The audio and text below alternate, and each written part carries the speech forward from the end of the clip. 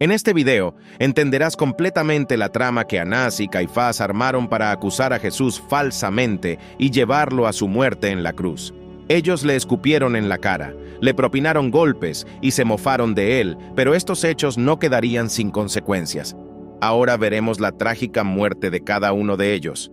Anás y Caifás, los sacerdotes que asesinaron a Jesús, son figuras siniestras que lo acusaron y condenaron.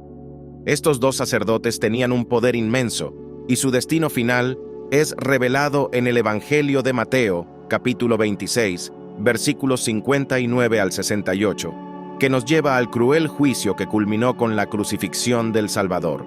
Los principales sacerdotes y el concilio conspiraban juntos, buscando pruebas falsas y testigos que mintieran en una trama digna de un drama desgarrador. Luego llega ese momento tenso, cuando el sumo sacerdote enfrenta a Jesús y le exige una respuesta.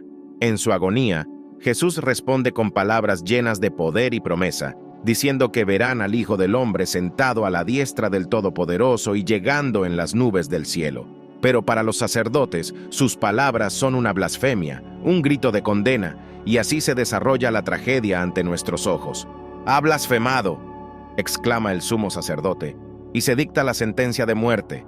No te pierdas esta historia. Mira el video hasta el final y descubre el destino de Anás y Caifás en esta narrativa dramática y angustiante.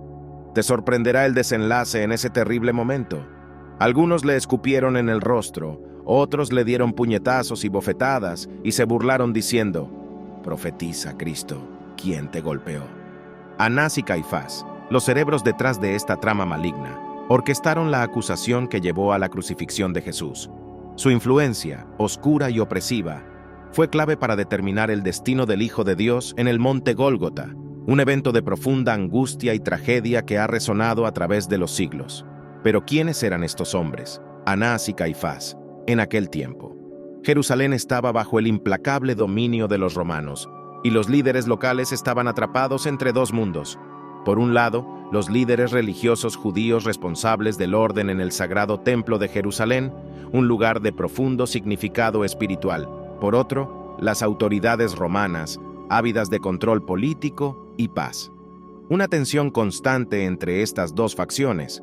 El templo era el epicentro de la vida judía, atrayendo multitudes de peregrinos que ofrecían donaciones y cumplían con sus deberes religiosos.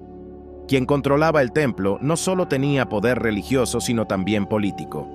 Año tras año, esta batalla de influencia se desarrollaba en medio de este torbellino político y religioso. Emergieron Anás y Caifás como líderes prominentes, miembros de la influyente secta saducea que no creía en la resurrección y se convirtieron en sumos sacerdotes, figuras centrales en la vida religiosa judía.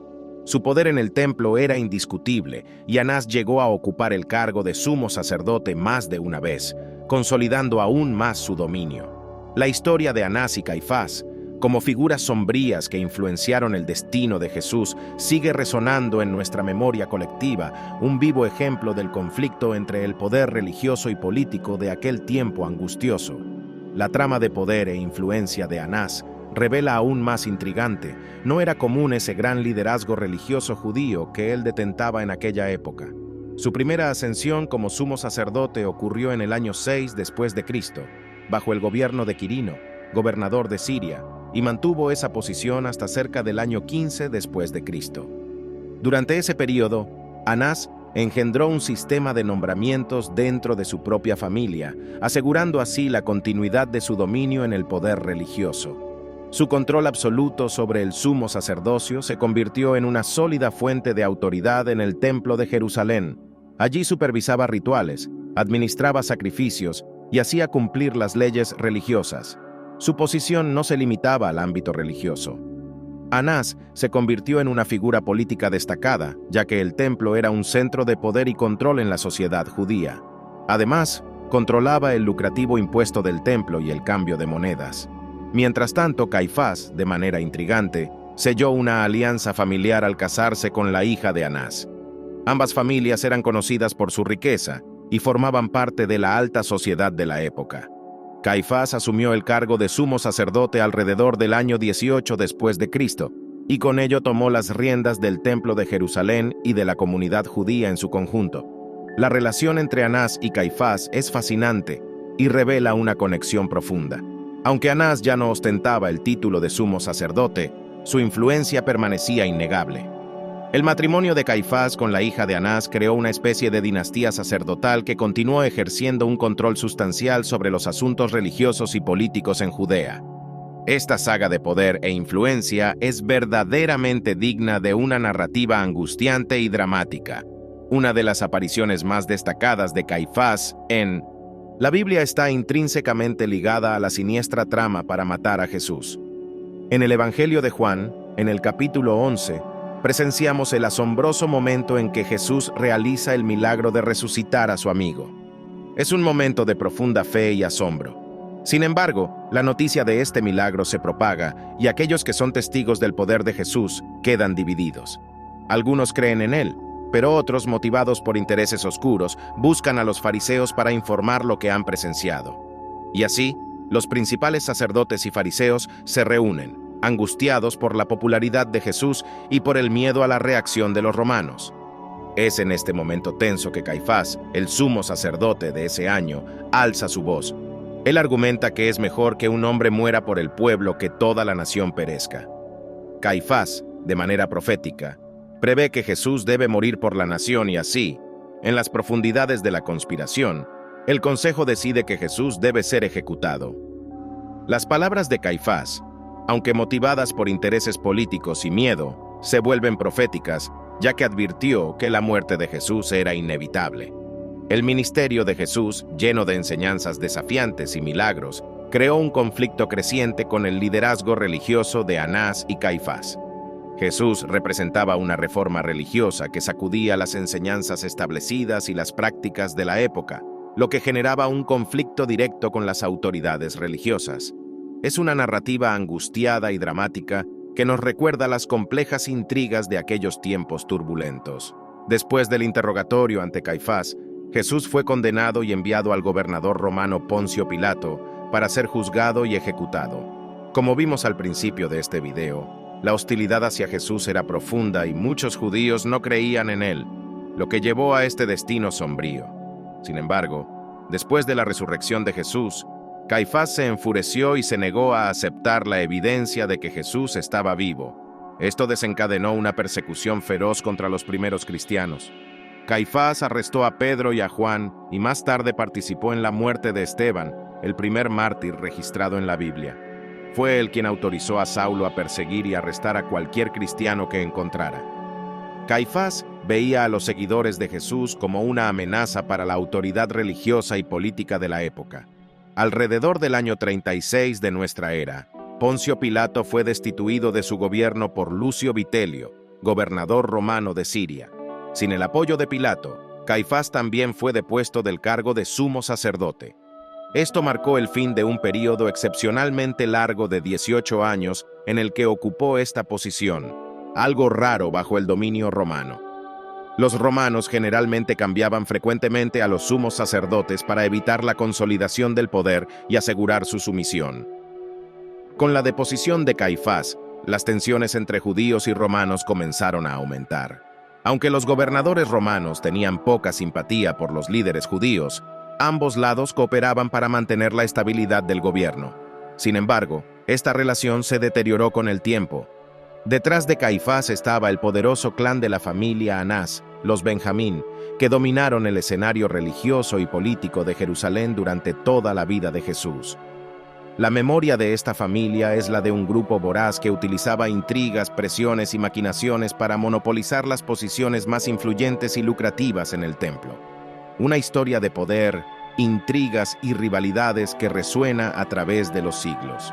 En medio de una narrativa angustiante y dramática, en el año 30, Jonatán, hijo de Anás y cuñado de Caifás, desempeñaba un papel destacado como el jefe del clero, supervisando el culto y controlando la seguridad en el templo. Se sospecha que el comercio de animales para sacrificio, un negocio lucrativo, era controlado por la familia Anás. Los miembros del clan tenían tiendas y negocios en Jerusalén, lo que ampliaba aún más su influencia. Jesús, al expulsar a los mercaderes y cambistas del templo, desafió este poder y los acusó de convertirlo en una cueva de ladrones, lo que podría haber aumentado la hostilidad hacia él. Los Benjamín, liderados por Anás, eran la familia más poderosa y opulenta de la aristocracia sacerdotal. Residían en el barrio residencial de los sacerdotes, cerca del Palacio de Pilatos en Jerusalén. Descubrimientos arqueológicos recientes, como el osario con la inscripción Yosef Bar Cayafa, sugieren que estamos ante la tumba de la familia de Caifás, mencionada en los Evangelios. Sin embargo, el destino de Anás y Caifás fue desafortunado. Caifás fue asesinado durante la captura de Jerusalén por los romanos mientras intentaba defender el templo sagrado. Trágicamente, el templo profetizado por Jesús como destruido fue de hecho arrasado por las fuerzas romanas, resultando en una tragedia que Flavio Josefo describió como una de las mayores de la historia. La destrucción de Jerusalén y del templo fue vista por algunos teólogos judíos como un castigo divino debido a la arrogancia y al odio que se habían infiltrado en la sociedad judía de la época. El relato que compartes nos recuerda el profundo perdón de Jesús mientras estaba en la cruz, pronunciando palabras de amor y compasión. Padre, perdónalos porque no saben lo que hacen. Lucas 23, 34. Este mensaje de perdón y compasión resuena hasta nuestros días como un poderoso ejemplo de amor divino, fascinante y angustiante. Toda esta narrativa nos hace reflexionar sobre los eventos tumultuosos de aquel tiempo y la influencia de figuras poderosas como Anás y Caifás. La tragedia que se desarrolló es verdaderamente angustiante y dramática. Las vidas de Anás y Caifás, los altos líderes religiosos de la época, tuvieron finales infelices y estuvieron envueltas en eventos catastróficos. Caifás encontró su destino durante la captura de Jerusalén por los romanos mientras defendía el templo sagrado. El templo que Jesús profetizó que sería destruido realmente fue arrasado por las fuerzas romanas. El historiador Flavio Josefo relata que un gran número de personas, principalmente judíos, perdieron la vida durante ese cerco. Los teólogos judíos veían la destrucción del templo y de Jerusalén como un castigo divino debido a la creciente hostilidad y arrogancia en la sociedad judía de esa época. La cita del emperador Tito, quien se negó a aceptar una corona de victoria, destacando que no había mérito en derrotar a un pueblo abandonado por su propio Dios, es profundamente significativa y refleja la magnitud de la tragedia. En medio de esta narrativa de destrucción y pérdida, es esencial recordar las palabras de perdón y compasión de Jesús mientras estaba en la cruz. Padre, perdónalos porque no saben lo que hacen. Lucas 23, 34. Este mensaje de amor y perdón continúa resonando a través de las eras. La historia que compartiste nos recuerda las consecuencias trágicas de los eventos ocurridos en esa época y cómo las profecías de Jesús se cumplieron de manera impresionante.